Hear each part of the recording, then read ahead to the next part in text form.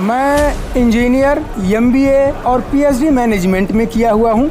मैं देख रहा हूँ देश में एक मुहिम चलाई जा रही है कि हर कोई मतदान करे। इसके लिए लोगों को जागरूक किया जा रहा है। मोदी जी के पास हिंदू मुस्लिम मंदिर मस्जिद के अलावा अगर आप गौर करें कि मोदी जी कभी महंगाई पे चर्चा किए हों, मोदी जी कभी बेरोजगारी पे चर्चा किए हों, मोदी जी कभी गंगा का नाम तो लेते हैं लेकिन गंगा की दुर्दशा की चर्चा किए हों। जरा सोचिए, 4000 किलोमीटर राहुल गांधी जी पैदल यात्रा किए। या तो गांधी जी ने किया था या तो राहुल गांधी ने किया।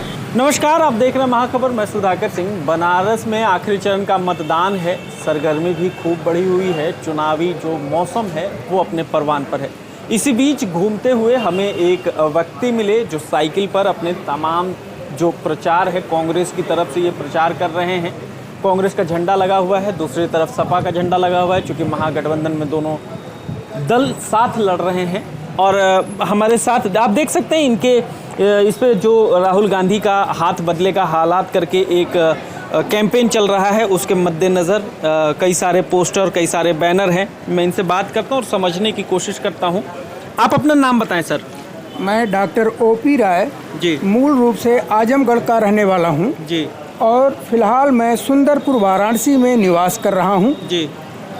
मैं इंजीनियर, एमबीए और पीएचडी मैनेजमेंट में किया हुआ हूँ। जी। मैं देख रहा हूँ देश में एक मुहिम चलाई जा रही है कि हर कोई मतदान करे, क्योंकि यह एक ऐसा पर्व है जिसमें हर वोट बहुत ही महत्वपूर्ण है। एक भी मतदाता छूटे ना, इसके लिए लोगों को जागरूक किया जा रहा है। अब रही बात देश के भविष्य की, युवाओं के भविष्य की, गरीबी की, आम जनता की समस्या की, तो अगर पढ़े लिखे लोग आगे नहीं आएंगे, अगर लोगों को जागरूक नहीं करेंगे, तो देश कैसे हमारा विकास के पथ पे सही रास्ते पे चल पाएगा और कैसे देश का वास्तविक विकास होगा। तो देश में विकास हो रहा है और मोदी जी कह रहे हैं कि 400 पार करेंगे, आप कह रहे हैं विकास नहीं हो रहा, तो ये विरोधाभास कैसे? देखिए, मोदी जी के पास हिंदू मुस्लिम मंदिर मस्जिद के अलावा अगर आप गौर करें कि मोदी जी कभी महंगाई पे चर्चा किए हों, मोदी जी कभी बेरोजगारी पे चर्चा किए हों, मोदी जी कभी गंगा का नाम तो लेते हैं लेकिन गंगा की दुर्दशा की चर्चा किए हों, यहाँ गंगा जी की गोद में, कहते हैं माँ गंगा ने मुझे गोद लिया है, गंगा जी के गोद में टेंट सिटी लगा के वहाँ पे सारे कर्म किए गए। मलमूत्र का त्याग लोगों ने उसी गंगा में किया और उनके ऊपर जुर्माना लगाया गया, लेकिन उनसे जुर्माना वसूल सरकार नहीं कर पा रही है। तो वास्तविक विकास अगर देखना हो तो बनारस की गलियों में चलना पड़ेगा। टीवी तो वही दिखा रही है, क्योंकि सरकारी कर्मचारी भयभीत हैं कि उनके ऊपर चार्ज लगा दिया जाएगा, उनके ट्रांसफ़र कर दिया जाएगा। अब ज़रा सोचिए, अध्यापक आज घाट पे दीपक जलाने की ड्यूटी कर रहा है, अध्यापक नमो घाट पे जाके योगा कर रहा है। अध्यापक को पढ़ाना चाहिए, विद्यालय में रह के पढ़ाने के बजाय उसकी ड्यूटियां विभिन्न जगहों पे लगाई जा रही हैं, जिससे कि वो पढ़ा नहीं पा रहा है। अब मोदी जी, जोगी जी आते हैं तो कहा जाता है कि मुख्यमंत्री जी, प्रधानमंत्री जी आ रहे हैं। ड्यूटी उनको आदेश हो जाता है कि यह लेन पूरी टेंट में खाली पड़ी है, जो अध्यापकों से भरी जाएगी, सरकारी कर्मचारियों से भरी जाएगी। वो चाहे सरकारी तंत्र का पूर्ण रूप से दुरुपयोग हो रहा है। अब रही बात व्यापारी वर्ग, जो हमारे व्यापारी भाई हैं वो तरह तरह की समस्याओं से त्रस्त हैं। जीएसटी का बोझ इतना लाद दिया गया है कि वो उससे त्रस्त हैं, लेकिन वो बोल इसलिए नहीं पा रहे हैं कहीं उनके ऊपर भी ईडी सीबीआई न लगा दी जाए।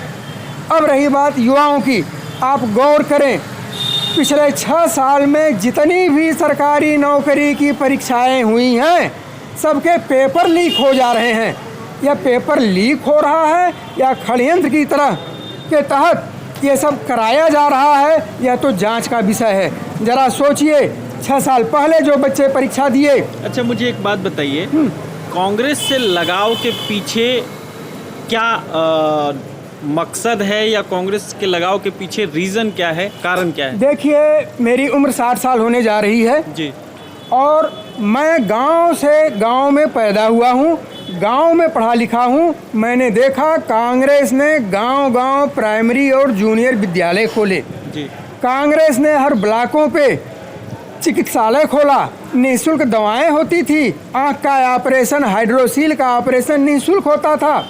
और इतना ही नहीं, पशुओं की देखरेख के लिए उत्तम किस्म के गाय और भैंस पैदा हों तो संवर्धन के लिए हर ब्लॉक पर पशु चिकित्सालय खोले गए थे। तो ये कह रहे हैं 70 सालों में कोई काम ही नहीं हुआ, आप इतना ये बताइए, गांव-गांव प्राथमिक विद्यालय, junior high school, inter college और PG college, BEd college, BTC college, और इतना ही नहीं, तकनीकी शिक्षा के लिए ITI, polytechnic, IIT, medical college, PGI, AIIMS, ये सारे कांग्रेस के समय की देन है, जिसमें बड़े कम फीस पर, बहुत ही न्यून फीस पे, कम फीस पे गांव के गरीब परिवार के बच्चे पढ़ पाते थे।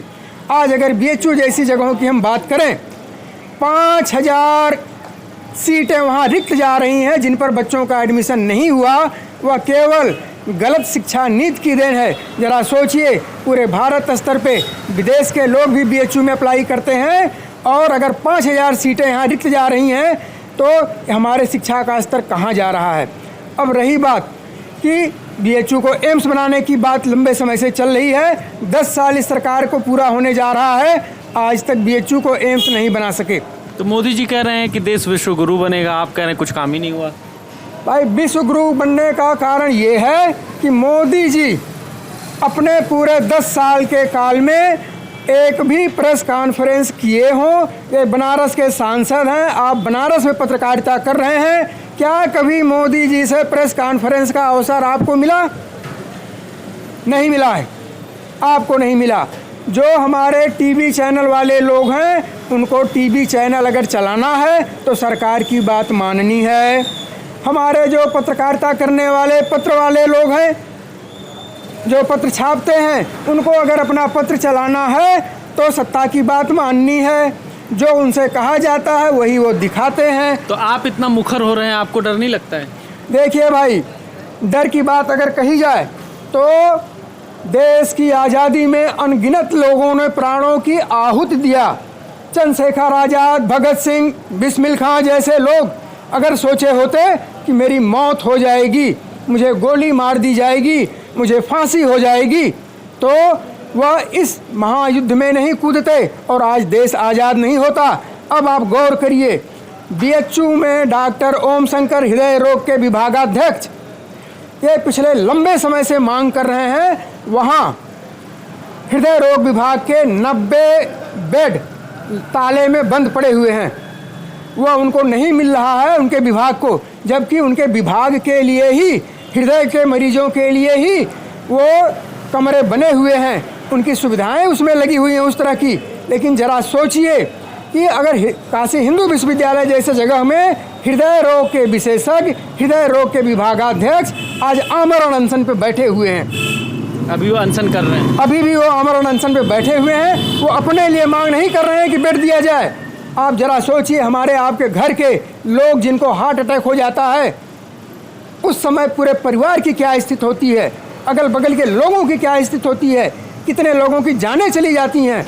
तो इसी से आप अंदाज़ा लगा सकते हैं कि हमारे कथनी और करनी में तुलनात्मक देखा जाए तो क्या स्थिति है। आपको लगता है कांग्रेस की सरकार बेहतर थी?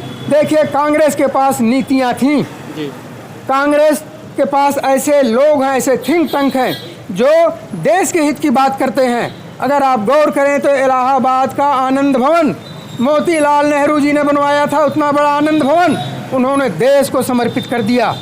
गांधी जी जो विदेश से वकालत पढ़ के आए थे, अगर वो चाहते तो अभी काली कोट पहन के बैरिस्टर की सेवा कर सकते थे और माला माल हो सकते थे, लेकिन उन्होंने देश की स्थिति को देखा और आधी धोती में उन्होंने जीवन बिताया।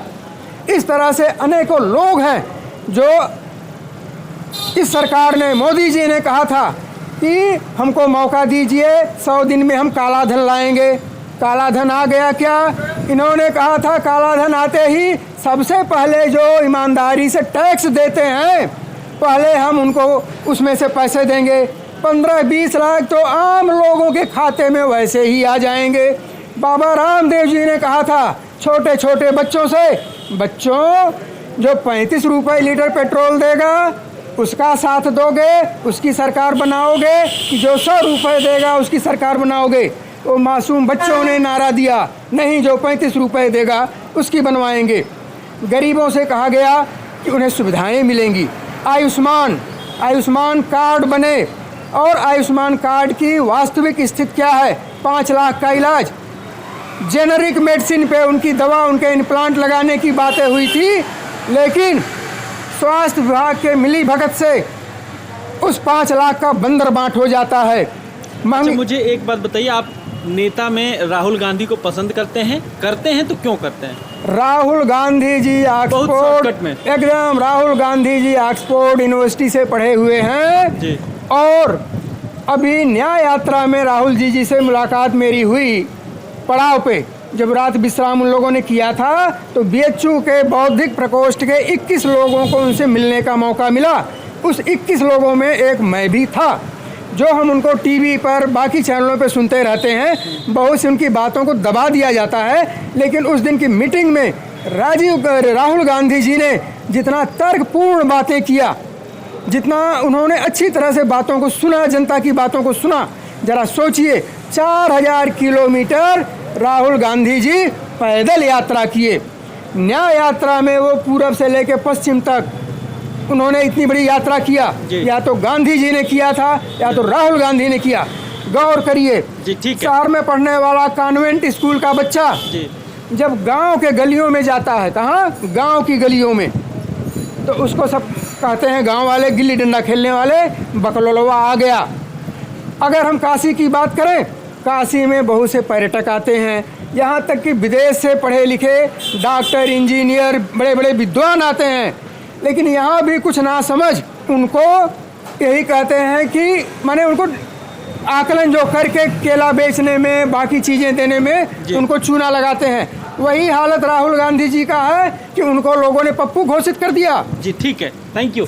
ये बता रहे थे कि अब राहुल गांधी को पसंद इसलिए करते हैं क्योंकि इनकी मुलाकात हुई और उसमें साफ साफ समझ में आया कि बहुत तार्किक हैं, बहुत समझदार हैं, देश की बात को समझते हैं, देश की समस्याओं को समझते हैं। आप बने रहें महाखबर के साथ। मैं सुधाकर सिंह, धन्यवाद।